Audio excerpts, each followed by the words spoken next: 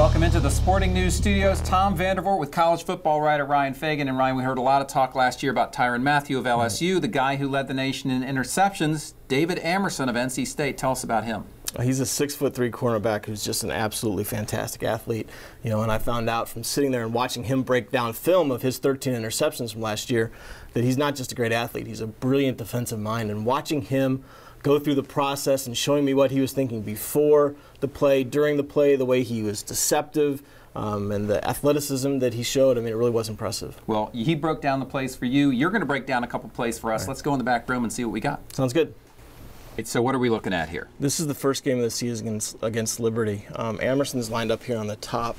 And the thing that he told me about this play is if you look at the way his feet are staggered, what he's showing the quarterback and the wide receiver is I'm about to backpedal, which means he's in cover 3. So he's got deep responsibility. Right, he's got the deep responsibility back here. But what's really happening is he's got cover 2. They're in cover 2, and he's got the flat. And he had noticed during the game that they had picked up on this. So he says, okay, I'm kind of going to flip the script, and I'm going to go ahead and fake that I'm in cover 3, but I'm really going to be in cover 2. So he's prepared to jump this route from the very beginning. Right.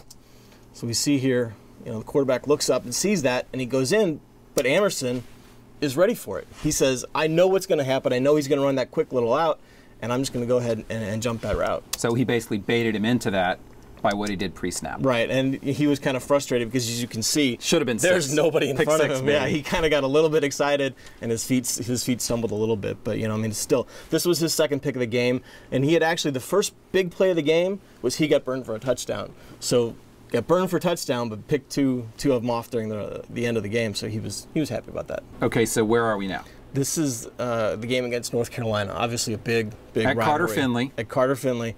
A big rivalry game. You know, there had been some talk, you know, Amerson said before the game. So the Wolfpack really want to come out and make a big play here. And in this play, Amerson's lined up right here, and his responsibility is a tight end.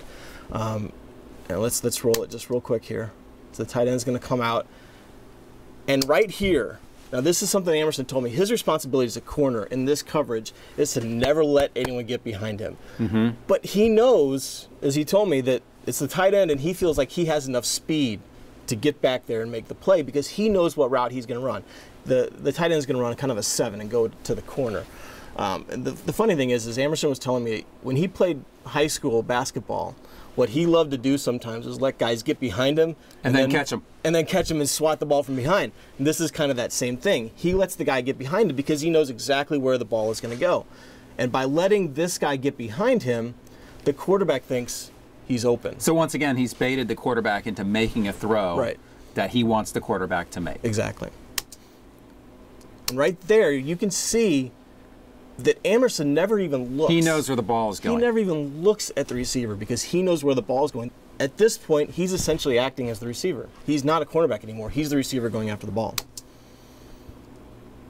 Then he just adjusts to the ball and makes the ball, makes the big play. You know, and so many times he had, I think, 205 return yards on the season. This is in the Belk Bowl here in Charlotte, actually, against Louisville. And in this situation, I think it's 2nd and 3 for Louisville. Amerson's down here. And again, this is a cover 3 situation, so he's got the deepest of the deep. So it doesn't really matter what the receivers or where the receivers are lined up. He's got far out coverage.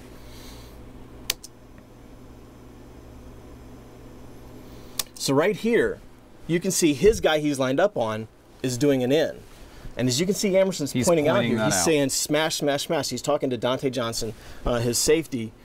And he's saying, you get this guy. So even though he's right on top of him, this is Amerson's guy. He's going to turn that receiver, the safety's going to turn that receiver loose. Right. And Amerson will pick him up. And he's got, as you can see, there's a little bit of distance here. So he's got a little bit of distance to cover. So watch the play develop. Right here, you can see the ball. It's coming down. Amerson, by this point, is caught up to it. And it helps that the ball is a little underthrown. A little underthrown. But at this point, even though he's there, the receiver still has inside position. So he's got to decide, what am I going to do? Am I going to go around him on the inside and try to knock the ball down, or am I going to try to make a play? You know, and Amerson told me his philosophy is, if I'm going to get beat, I'm going to get beat making a play for the ball. So he decides to go for the ball, even though he's not in an ideal position for that. He just reaches over his head and plucks it away. Makes a great interception. And at this point, they were up by 14 points. midway through the third quarter, he makes this great, obviously, lots of cutbacks, holds on to the ball, falls into the end zone. And this time he does get his touchdown. Right, this time he does. This puts him up 31-10 and basically sealed the win for You can for see NC it here State. from another Right. angle. Just a great play, goes over the top of him. Tom O'Brien, the NC State coach, talked about that at their year-end banquet.